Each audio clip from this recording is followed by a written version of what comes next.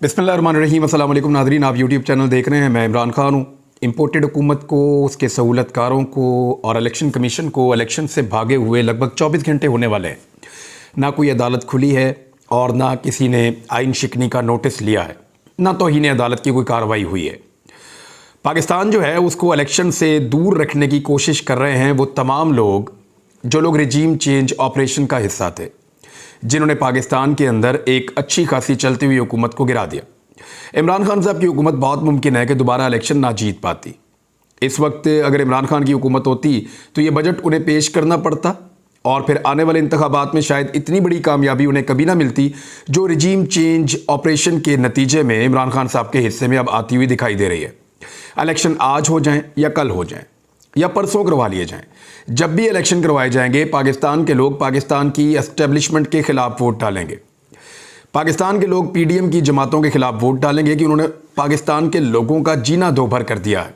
इस वक्त आटे की कतारों में लोग जाँ बहक हो रहे हैं, ज़ख्मी हो रहे हैं, बेहोश हो रहे हैं और मुफ्त आटा बेचने के नाम पर पाकिस्तान के तूलो अर्ज़ में एक तमाशा इम्पोर्टेड हुकूमत ने लगाया हुआ है।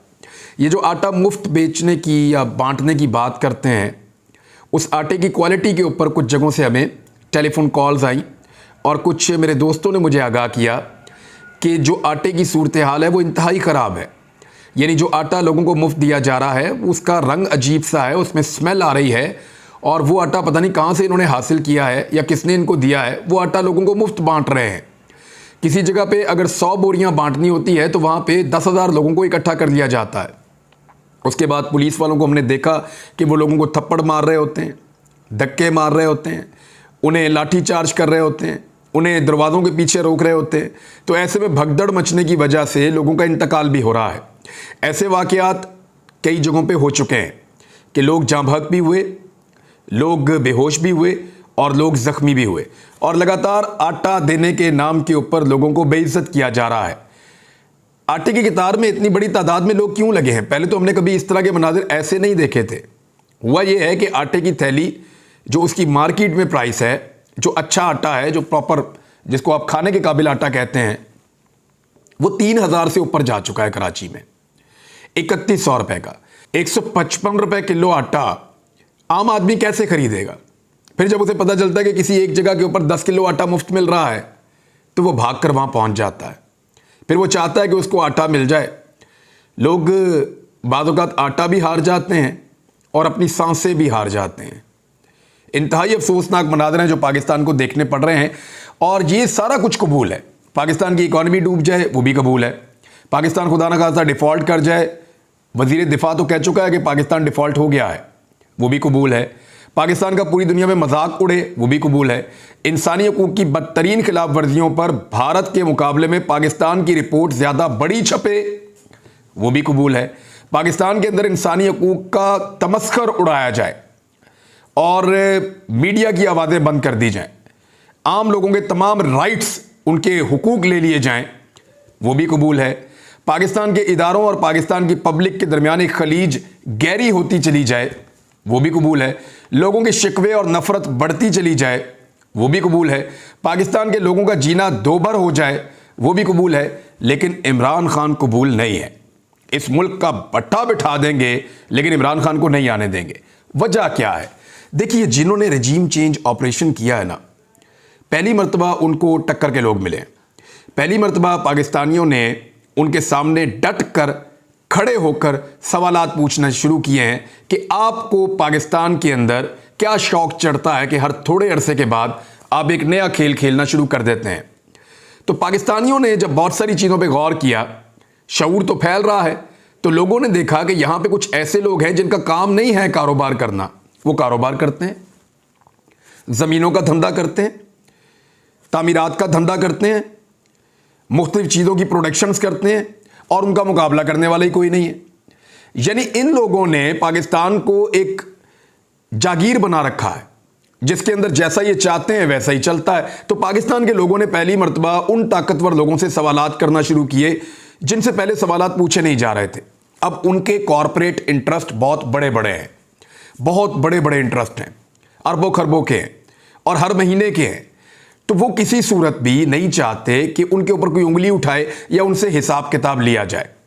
उन्हें इस बात का खदशा है कि लोगों ने अगर इमरान खान को वज़ीर आज़म पाकिस्तान बना दिया, जो उनको दिखाई दे रहा है कि किसी भी इलेक्शन की सूरत में इमरान खान बन जाएंगे, तो लोग फिर इमरान खान को मजबूर करेंगे कि हिसाब किताब करो और पूछो कि आपको किसने कहा है कि आप कारोबार करें इस मुल्क के अंदर, और सब अपनी अपनी ड्यूटी क्यों नहीं करते, सब लोग अपना अपना काम क्यों नहीं करते। इस किस्म के सवालात ताकतवर लोगों से पूछे जाएंगे, सियासतदानों से भी पूछे जाएंगे, ब्यूरोक्रेट से भी पूछे जाएंगे, और बाकी जो बड़े बड़े ताकतवर लोग हैं उन सब से भी ये सवालात पूछे जाएंगे। तो वो सब मिलकर जोर लगा रहे हैं कि इमरान खान का रास्ता रोकना है।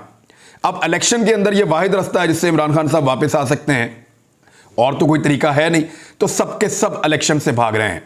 मरियम नवाज, राना सनाउल्लाह, मुसद्दिक मलिक, ख्वाजा साद रफ़ीक, एहसन इकबाल, शाहिद खाकान अब्बासी, और मैं किस किस का नाम लूँ, पीपल्स पार्टी के 1 दर्जन के करीब लोग, PMLN के 1 दर्जन के करीब लोग, ये सारे बार बार दावे कर चुके हैं और चैलेंज कर चुके हैं कि इमरान खान साहब 2 असम्बलियाँ तहलील करें, हम पाकिस्तान को इलेक्शन में लेकर जाते हैं। लेकिन आपने देखा कि इमरान खान साहब ने असम्बलियाँ तहलील की तो ये तत्ते तवे पे बैठ गए। इन्होंने कहा जी हम तो जलते हुए तवे पे बैठ गए, और इन्होंने छलांगे मारना शुरू कर देंगे, कुछ भी हो जाए हम पाकिस्तान में इलेक्शन नहीं होने देंगे, क्योंकि इनको अपनी शिकस्त नजर आ रही थी। मरियम नवाज ने बाहर से आने के बाद, सर्जरी के बाद, छोटी मोटी कंपेन चलाने की कोशिश की, लेकिन उसमें उनको अपनी जमात की सियासी औकात नजर आ गई। नवाज शरीफ बदस्तूर बज़िद हैं कि जो मेरे साथ वादे किए गए हैं उनको पूरा किया जाए, क्योंकि एक कमिटमेंट हुई थी और मैंने अपनी कमिटमेंट पूरी की है, मेरे साथ जो कमिटमेंट है उसको पूरा किया जाए और इमरान खान को उसका पत्ता साफ किया जाए और मुझे मौका दिया जाए कि मैं भरपूर सियासत कर सकूं। उसके लिए भी टाइम दरकार है, ये चीज़ें रातों रात तो हो नहीं सकती। अब इलेक्शन को तो मुलतवी कर दिया इलेक्शन कमीशन ऑफ पाकिस्तान ने, लेकिन 24 घंटे गुजरने के बावजूद अदलिया ने इस पर कोई नोटिस नहीं लिया। आज 23 मार्च था, और 23 मार्च को वैसे भी छुट्टी का दिन होता है, तो ये मार्जिन अगर आप निकाल भी दें तो कल जुम्मे का दिन है, 24 मार्च का दिन है, कल अदालत लगेगी। देखना यह है कि अदालत इसके ऊपर नोटिस लेती है और क्या सबको नोटिस भिजवाती है। जो आइडियल सिचुएशन है वो तो यह है कि सुप्रीम कोर्ट ऑफ पाकिस्तान इसको आइन शिकनी करार देते हुए, अदालती फैसले की तौहीन करार देते हुए तमाम फरीकैन को तलब कर ले। इलेक्शन कमीशन ऑफ पाकिस्तान और जिन इतलात की बुनियाद पर या जिन इदारों की इतलात की बुनियाद पर इलेक्शन कमीशन ऑफ पाकिस्तान का यह कहना है कि पाकिस्तान में इलेक्शन नहीं हो सकते, उनको भी कहा जाए कि अपने आदादो शुमार लेकर आ जाएं। क्योंकि देखिए, मैंने आपको पहले इससे डाटा दिखाया था और एक एक चीज आपको मैंने पढ़ के बताई थी कि 2008 और 2013 के इंतखाबात आज के हालात की निस्बत बहुत ज्यादा मुश्किल हालात के अंदर हुए थे। और अगर मैंने परसेंटेज में आपको बताऊं तो 400% से 600% ज्यादा दहशतगर्दी थी उन 2 अदवार में। उस दहशतगर्दी के दौरान पाकिस्तान में इंतखाबात हुए हैं। और अगर आप पैसों की बात करते हैं कि पैसों की वजह से पाकिस्तान में इंतखाबात नहीं हो सकते, तो पैसे तो पाकिस्तान के पास कभी भी नहीं थे। और जिस तरह की ये हुकूमत चल रही है, अक्टूबर में तो सवाल ही पैदा नहीं होता कि आपके पास पैसे हों, क्योंकि इस वक्त आपको जितने पैसे चाहिए वो भी आप अरेंज नहीं कर पा रहे, और पाकिस्तान को सूद और कर्जों की अदायगी में बहुत बड़ी दिक्कत का सामना है। पाकिस्तान तहरीक इंसाफ के चेयरमैन इमरान खान साहब ने इंटरव्यू दिया आलमी मीडिया को, और उसमें इमरान खान साहब ने बड़ा क्लियरली ये कहा है कि हुकूमत फरार इख्तियार करना चाहती है और पाकिस्तान की एस्टेब्लिशमेंट उनका साथ दे रही है इलेक्शन से भागने के लिए, क्योंकि 37 इलेक्शन हुए हैं, उनमें से 30 पाकिस्तान तहरीक इंसाफ जीती है। 2 में तो बहुत धांधली हुई थी, 32 ना भी लगाएं, फिर भी 30 तो जीती है पाकिस्तान तहरीक इंसाफ। इस वक्त उन्हें शिकस्त नजर आ रही है और वो इंतखाबात से फरार हासिल कर रहे हैं। माजी में इसकी कोई मिसाल नहीं मिलती। माजी में हमने कुछ बयानात निकाले हैं जिसमें बिलावल जरदारी ये कह रहे हैं कि इलेक्शन के अंदर हम बिल्कुल 1 दिन की ताखीर नहीं होने देंगे, ये गैर जमहूरी है और ये नहीं होना चाहिए। आज वही बिलावल बैठकर ये सारी हरकतें कर रहे हैं। नवाज शरीफ का स्टेटमेंट है कि कुछ लोग कह रहे हैं कि 1 महीना इलेक्शन आगे किया जाएगा, तो 1 दिन भी इलेक्शन आगे नहीं होने देंगे। और नवाज शरीफ ने बहुत बड़ा चैलेंज किया था और यह कहा था कि जो लोग जमहूरी हैं, जो लोग जमहूरियत की बात करते हैं, वो कभी भी इंतखाबात से भागने की बात नहीं कर सकते। तो आप ये कैसे बात कर रहे हैं, तो डट कर खड़े होने का ये टाइम है, नवाज शरीफ साहब ने भी कहा था। तो माजी में ये सब लोग कह चुके हैं। इस वक्त भी चाहे लोग पाकिस्तान पीपल्स पार्टी में हों, चाहे लोग PMLN के अंदर हों, चाहे लोग बाकी जमातों के अंदर हों, सब जमातों का ये मानना है, जो लोग वहां पे जीरक सियासतदान हैं वो लोग जो हक सच की बात करते हैं, उन सबका मानना है कि आईने पाकिस्तान के मुताबिक इंतखाबात 90 रोज़ में होने चाहिए। और ये जो तारीख दी गई है, इससे भागना सिर्फ इलेक्शन से फरार है, और ये बुज़दिली है, बुज़दिली के अलावा और कुछ नहीं है। यानी मुझे अच्छी तरह याद है कि अशरफ गनी भाग गया था अफ़गानिस्तान से उस वक्त जब वहाँ पे अमेरिकन फोर्सेस को उनसे ज़मीन उनके हाथ से निकल रही थी। जब अमेरिकन फोर्सेस के लिए मुश्किलात बढ़ती गई तो जो सबसे पहले लोग भाग गए थे उनमें एक अशरफ गनी था, कुछ उसके साथी भी थे जो पाकिस्तान के बारे में बहुत बकवास करते रहते थे। तो अशरफ गनी भाग गया था। तब हमने एक ट्रेंड भी चलाया था, नस गया जे, और बहुत लोगों को तकलीफ हुई थी। पाकिस्तान में खूनी लिबरल्स जो है वो खून के आंसू रो रहे थे अशरफ गनी के भागने के ऊपर। इसी तरह आज वो सारे लोग दोबारा खून के आंसू क्यों नहीं रो रहे? आज तो सारे इलेक्शन से भाग गए हैं। और हमारे बहुत सारे ऐसे सहाफ़ी साथी जो गुज़िश्ता साल बड़े रोले डाल रहे थे कि डिप्टी स्पीकर की रूलिंग गैर आइनी है, गैर कानूनी है, हालांकि उसको एक आइनी तहफ़्फ़ुज़ हासिल है। अगर वो एक रूलिंग देते हैं तो आइनी तहफ़्फ़ुज़ हासिल है। वहाँ पे तो एक डिबेट बनती थी, लेकिन उन्होंने आइन और कानून के और अदालत के भाषण दे देकर और उन्होंने ज़मीन आसमान की तावीलें मिला दी थी।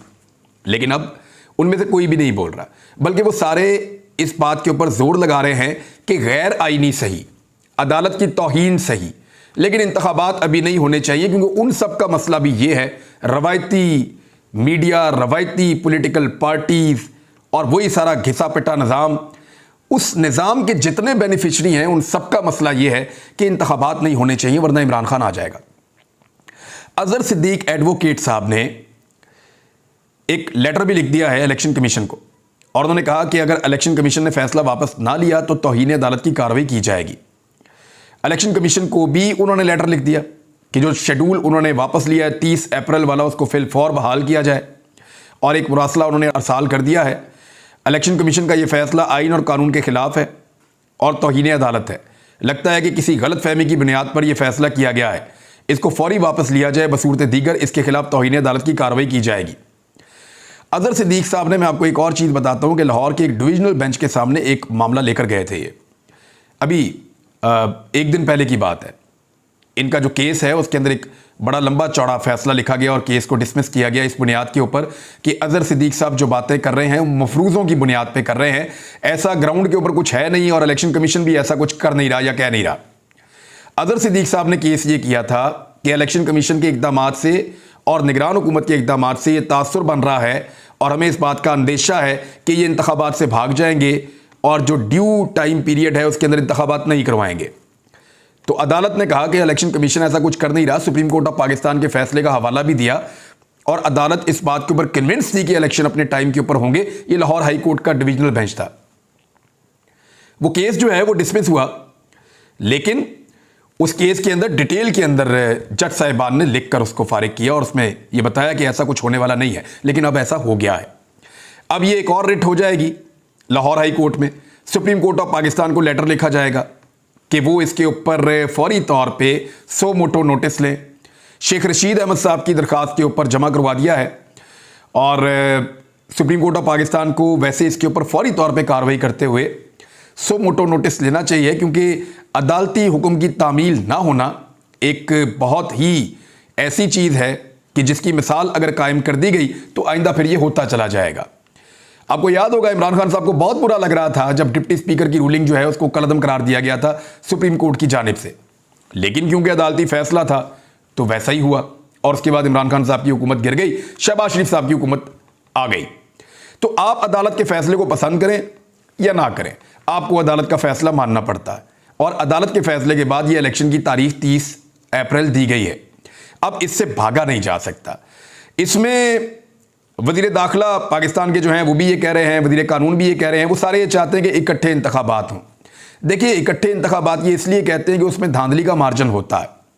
जो अलग अलग इंतखाबात होते हैं उसमें धांधली का मार्जिन भी कम हो जाता है, लेकिन पाकिस्तान की एस्टेब्लिशमेंट अगर चाहेगी भी तो इस मरतबा धांधली नहीं कर पाएगी, क्योंकि पाकिस्तान तहरीक इंसाफ के लोगों ने अब डट कर मुकाबला करना सीख लिया है। उन्होंने इससे पहले भी एक इलेक्शन में 75% से ज़्यादा, तकरीबन 80% उन्होंने कामयाबी हासिल की है जो पंजाब के अंदर हुआ था। तो अब वो इतने आराम से हार नहीं मानेंगे और वो छीन लेंगे वो तमाम नशिस्तें जिसके अंदर धांधली करने की कोशिश की जाएगी। सुप्रीम कोर्ट बार ने भी इसकी मजम्मत की है। सुप्रीम कोर्ट बार ने कहा कि पंजाब असम्बली के इंतखाबात अक्टूबर तक मुलतवी करने की शदीद मजम्मत करते हैं और सुप्रीम कोर्ट के फैसले में वादे था कि इंतखाबात 90 दिनों में कराने लाजिम हैं। और सुप्रीम कोर्ट बार के मुताबिक इलेक्शन कमीशन ने अपने आईनी मैंडेट और सुप्रीम कोर्ट के हुक्म की खिलाफवर्जी की है। इलेक्शन कमीशन ने आइन और सुप्रीम कोर्ट के फैसले की गलत तशरीह की है। आइन के तहत निगरान हुकूमत भी 90 दिन से ज्यादा कायम नहीं रह सकती। सुप्रीम कोर्ट बार का कहना है कि इलेक्शन कमीशन की आइन की खुली खिलाफवर्जी मुल्क में इंतशार फैलाएगी।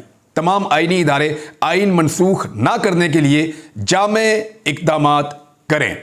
दूसरी जानिब हसन न्याजी को आज पेश किया गया अदालत में, तो मजीद रिमांड पुलिस ने मांगा, लेकिन हसन न्याजी को जुडिशल कर दिया गया। उम्मीद है कि उनको जमानत मिल जाएगी और वो बाहर आ जाएंगे, लेकिन कोई एक आदमी भी डरा हुआ नहीं है। जिसको भी गिरफ्तार करते हैं वो अपनी हथकड़ियों को चूम लेता है। ये तो ऐसा लगता है कि कोई जद्दोजहद आज़ादी की जंग चल रही है। कोई जिसको गिरफ्तार करते हैं वो हंसता हुआ दिखाई देता है। कल सिद्दीक जान के चेहरे की रौनक ही कुछ और थी, नॉर्मली वो ऐसा नहीं होता। इससे पहले जब गिरफ्तार किया गया जनरल रिटायर अमजद शुएब साहब को, तो उनको आप देखिए। जब शुएब शेख साहब को गिरफ्तार किया गया तो वो भी आपको टूटे हुए नजर नहीं आए। इसी तरह हसन न्याजी जो है वो हंसता मुस्कुराता आ रहा है। फवाद चौधरी भी ऐसे ही आ रहा था। आजम सवाती ने तो मज़ामत की एक मिसाल कायम कर दी है। यानी अगर इस मुल्क में किसी आदमी ने डटकर मुकाबला किया और मार खाई डटकर खड़े होकर, तो वो आजम सवाती। क्या बात है, मर्द का बच्चा है और उसने बाकियों को भी सिखा दिया कि इस तरीके से आप लोगों ने जुल्म का सामना करना है और कोई जरूरत नहीं हथियार उठाने की। हर लड़ाई हथियार से नहीं लड़ी जाती। आपका सब्र जो है वो आपका सबसे बड़ा हथियार होता है ऐसे फाशिज्म के खिलाफ। बहरहाल सुप्रीम कोर्ट ऑफ पाकिस्तान जुमे वाले दिन सुबह जो है वो खुलेगी और जुमा वैसे भी पीडीएम के लिए बड़ा मुबारक होता है, पीएमएलएन के लिए खास तौर पे। तो मुझे उम्मीद है कि अदलिया इस बात का एहसास करेगी कि उनके फैसले की तौहीन की गई है और आइन की गलत तशरीह करते हुए आइन शिकनी की गई है और पाकिस्तानियों को वोट का हक अब लेकर देना। हम तो ओवरसीज पाकिस्तानियों के वोट के हक की बात कर रहे थे, इधर तो पाकिस्तानियों से वोट का हक छीन लिया है उन लोगों ने जिनको सिर्फ अपने मफादात अजीज हैं। अब तक के लिए इतना ही। अपना ख्याल रखिएगा, अपने चैनल का भी। अल्लाह हाफ़िज़।